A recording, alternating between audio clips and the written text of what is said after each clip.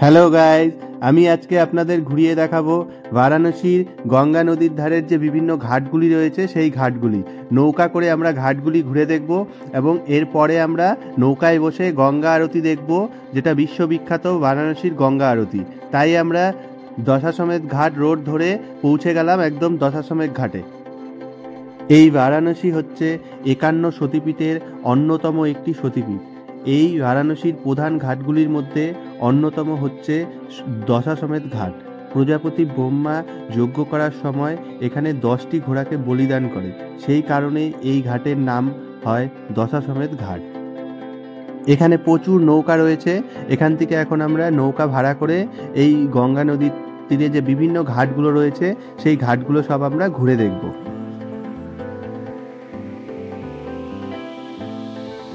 আমি দশাশ্বমেধ ঘাটে আছি, খুব সুন্দর পরিবেশ। এখন নৌকা করে ঘুরবো, চারিদিকটা ঘুরে দেখবো, খুব ভালো লাগছে, এক্সাইটেড। গোটা গঙ্গা ঘাটটা ঘুরে দেখবো, সমস্ত ঘাটগুলো ঘুরবো, তাই এখানে চলে এসেছি। তোমরাও দেখে নাও, এখানে চারিদিকে নৌকা সব সারি করে লাগানো আছে। আর তারপরে সন্ধ্যায় গঙ্গা আরতি দেখবো, সেটাও তোমাদেরকে দেখিয়ে দেবো। শেয়ারিংয়ে যদি শুধু নৌকা ট্যুর করতে চান তাহলে 150 থেকে 200 টাকা পার পার্সন হিসাবে ভাড়া লাগে। আর যদি নৌকা ট্যুরের সাথে আপনি নৌকার বসে আর গঙ্গা আরতি দেখতে চান তাহলে 250 থেকে 300 টাকা পার পার্সন নৌকার ভাড়া লাগে। আর যদি ফুল নৌকা ভাড়া করতে চান তাহলে 1,500 থেকে 2,000 টাকা মতো ভাড়া লাগে। তো আমরাও নৌকা ভাড়া করে বেরিয়ে পড়লাম নৌকা ভ্রমণের জন্য।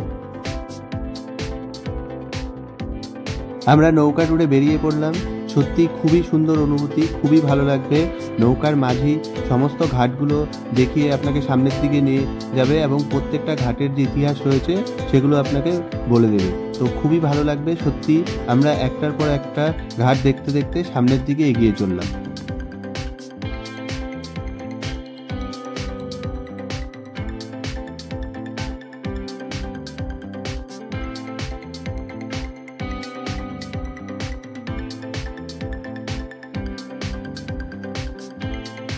নৌকায় যেতে যেতে আপনাদের কিছু কথা বলি যে আপনারা যদি বারাণসী ঘুরতে আসেন তাহলে এই ভিডিওটা তো অবশ্যই দেখছেন, তার সাথে আপনারা বারাণসী ঘুরতে আসলে কিন্তু আমার যে বারাণসী ট্যুর প্ল্যান বলে যে ভিডিওটা রয়েছে সেই ভিডিওটা কিন্তু অবশ্যই দেখবেন।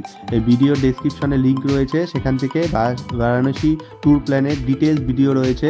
কী করে আপনারা এখানে কোথায় থাকবেন, কোন হোটেলের নম্বর রয়েছে, প্লাস কোথায় থাকবেন এবং কী কী ঘুরবেন, কীভাবে ঘুরবেন, সমস্ত কিছু ডিটেলস রয়েছে। সেই ভিডিওটা কিন্তু অবশ্যই দেখে নেবেন। ভিডিও ডেসক্রিপশনে লিঙ্ক দেওয়া রয়েছে, সেখান থেকে কিন্তু অবশ্যই দেখে নেবেন।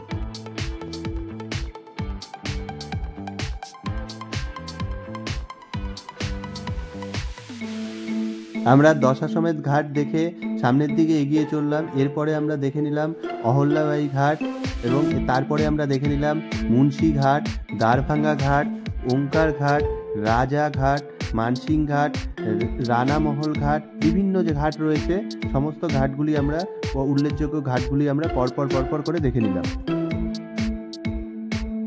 এই ঘাটগুলি ঘুরে দেখা ও নৌকায় করে ঘোরার যে সুন্দর অনুভূতি সেগুলো আপনাদের সাথে শেয়ার করে নিলাম, আপনারাও দেখে নিন।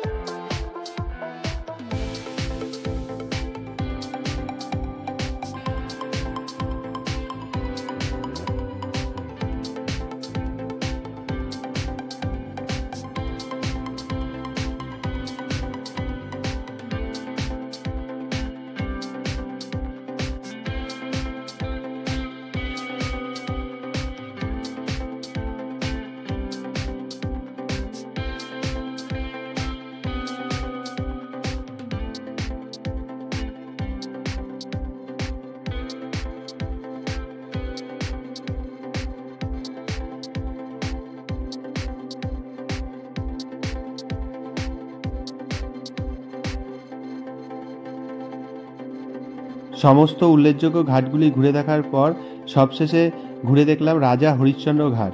রাজা হরিশ্চন্দ্রের কাহিনী প্রায় সবারই জানা। বারাণসীর অন্যতম শ্মশান ঘাট এই রাজা হরিশ্চন্দ্র ঘাট।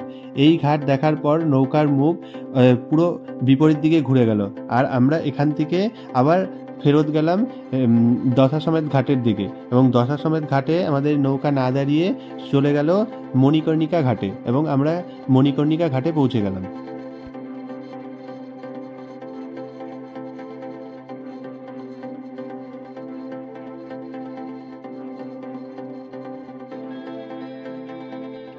এটি হচ্ছে মণিকর্ণিকা ঘাট।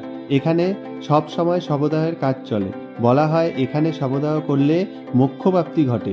ভারতে প্রচুর জায়গা থেকে এখানে শবদাহের জন্য আসে। প্রতিদিন প্রায় 200-র ওপরে শব এখানে দাহ করা হয়। আর বলা হয় এই জায়গায় পার্বতীর কানের পড়েছিল, তাই এই জায়গার নাম হয় মণিকর্ণিকা।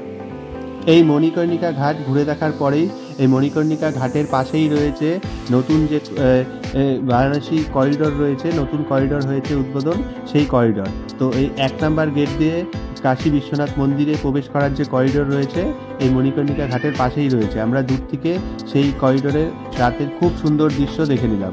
সত্যি খুবই সুন্দর লাগছে, খুবই দারুণ লাগছিল দেখতে। তো আমরা দেখে আবার সামনের দিকে এগিয়ে চললাম, এবং আমাদের নৌকা এবার আমরা গঙ্গা আরতি দেখব। সেই গঙ্গা আরতি দেখার জন্য আমাদের নৌকা একদম যেখানে গঙ্গা আরতি হবে তার সামনে গিয়ে দাঁড়িয়ে পড়ল।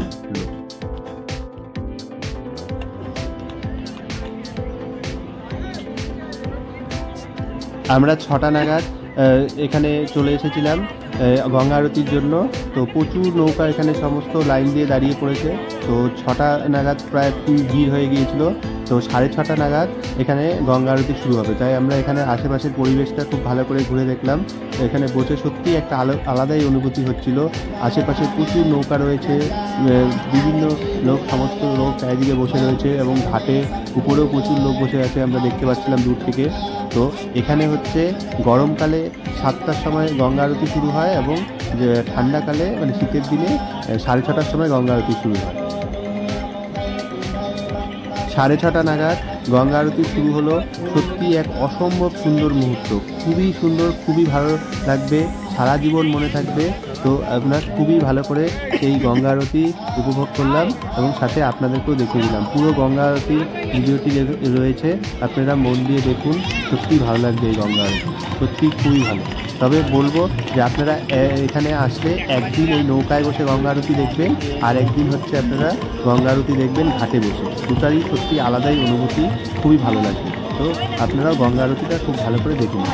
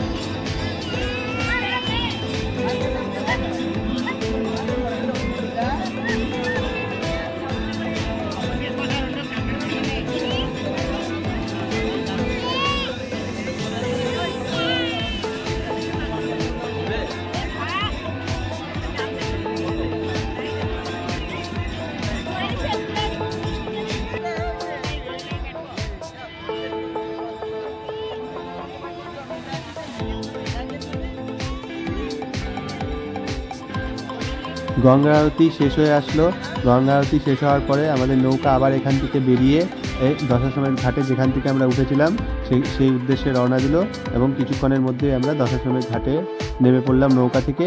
আর আমাদের যে এই গঙ্গা আরতি দেখা এই নৌকায় করে বিভিন্ন ঘাটগুলি পরিদর্শন সেই এখানেই শেষ হলো। আমরা এখান থেকে নৌকা থেকে নেমে এখানে কিছুক্ষণ সময় কাটিয়ে এই দশাশ্বমেধ ঘাট থেকে যে গধুলিয়া চক পর্যন্ত রাস্তাটা আছে খুবই সুন্দর, ঝাঁ চকচকে খুবই সুন্দর রাস্তা, প্রচুর লোক এখানে যাতায়াত করে। তো এই রাস্তা দিয়ে আমরা ঘুরতে ঘুরতে বিভিন্ন সন্ধ্যার খাবার খেতে খেতে আমরা এগিয়ে চললাম। আর আমাদের এই ভিডিওটি এখানেই শেষ হলো।